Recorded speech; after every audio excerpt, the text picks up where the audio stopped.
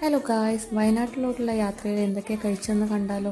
ആദ്യം തന്നെ കാറിൽ കയറിയ ഉടനെ കുറച്ച് സ്നാക്സ് ഒക്കെ കഴിച്ചു. പിന്നീട് ഉച്ചയായപ്പോഴേക്കും ഒരു ബിരിയാണി വാങ്ങിച്ചിട്ട് ഞങ്ങൾ കാറിലിരുന്നിട്ടാണ് കഴിച്ചത്.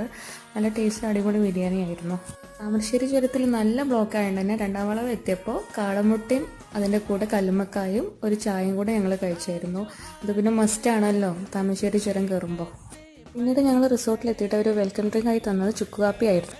പിന്നെ നമുക്ക് കോംപ്ലിമെൻ്ററി ആയിട്ട് ഈവനിങ് ടീ ആൻഡ് സ്നാക്സ് ഉണ്ടായിരുന്നു. അതിൽ പഴംപൊരിയും പിന്നെ എന്തോ മധുരമുള്ളൊരു പലഹാരമായിരുന്നു. നല്ല ടേസ്റ്റ് ഉണ്ടായിരുന്നു കേട്ടോ.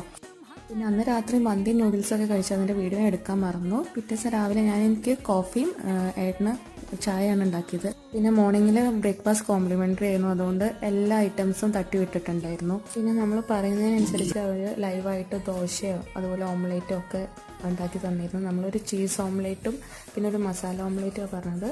ടേസ്റ്റ് ഉണ്ടായിരുന്നു, പക്ഷേ ആവറേജ് ആയിരുന്നു.